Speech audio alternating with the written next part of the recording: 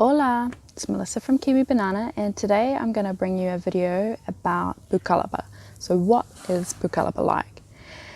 And in this video I'm going to talk about a number of things. I've been in Pucallpa for about nearly 4 weeks now, and I've been staying in the area of Yarinacocha.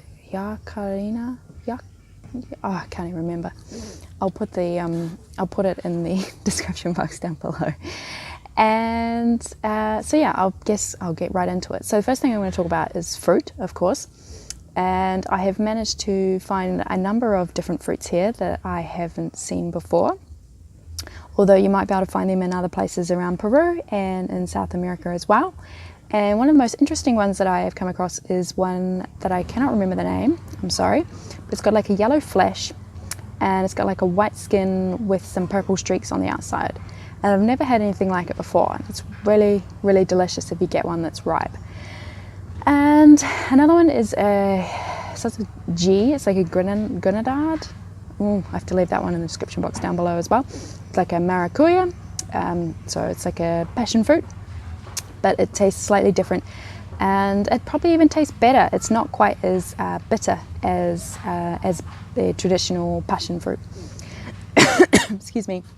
There are also a number of other fruits here that are really, really nice, and yeah, I guess you just have to come here and try them for yourself. Some of them are not so nice. There's one that's kind of got like a scaly skin. It looks kind of like a snake skin, and I don't know what you eat with that, but eating it raw is it's not that nice.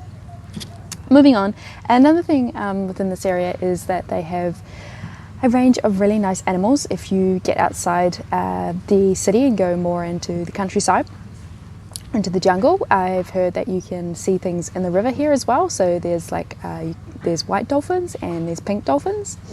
You can also find sloths and heaps of different monkeys and lots of other animals as well.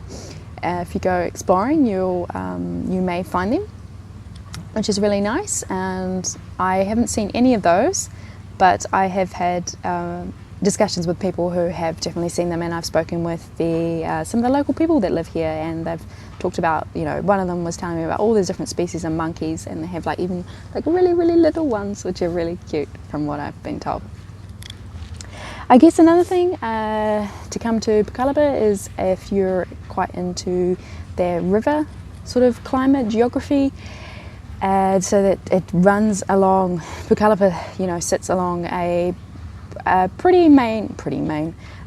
main river in Peru. It connects up to the Amazon River, and they often use it to transport themselves to like Iquitos, or you can even go to Cusco or other places as well by boat along the river, and you can get to other little places that are off the beaten track as well. Another thing about Pucallpa is that it's not too far away from jungle climate, so if you're really into that, you can head into the jungle and, you know, look for animals and look for plants, and I guess just explore that sort of side of Peru. But I will warn you, there's really big mosquitoes that love to eat you, although disease is not that common here with mosquitoes, so it's not something to be too worried about. So, you know, yellow fever and things like that don't tend to happen, although disease can happen here, but not usually through like mosquitoes, I guess. Moving on from that, I guess I haven't been to Iquitos, but from what a lot of people have told me, it appears that Pucallpa is a little bit like a smaller, less touristy, more relaxed Iquitos. And a lot of what you can do in Iquitos, you can do in Pucallpa, but maybe on a smaller scale, or it might be less of it, you know, that sort of thing. I guess a lot of people come here, the main reasons that people come here is for the Shipibo culture, and you might want to look into that further if you've never heard of that before. And I guess to try and put it in a nutshell, it's kind of like a native culture that's been around for quite a while. And they used to live a lot in the jungle and very connected with nature, and they have like a lot of their own sort of art and culture, music. And you know, coming to a place like Pucallpa, it's pretty much in the heart of the Shipibo culture. And then another reason that people like to come to Pucallpa is for the use of a variety of plant medicines that they have been practicing for hundreds, if not maybe thousands of years in Peru.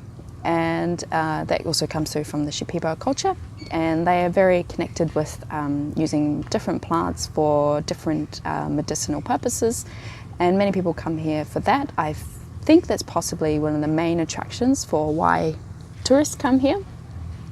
And so if you're into that sort of stuff, Pucallpa is a really good place to come to for that. And you just might want to do your research on, you know, if you're, depending on what plant medicines you're doing, if you're doing certain plant medicines, you may want to do your research on who is administrating them and helping you through the use of those medicines as well. So that is basically what is in Pucallpa video in a nutshell for you. And yeah, I've really enjoyed my stay here. I would really like to come back within the next couple of years. I've really enjoyed staying at the retreat that I've been staying at. This is one of the main rooms that they use during the retreat.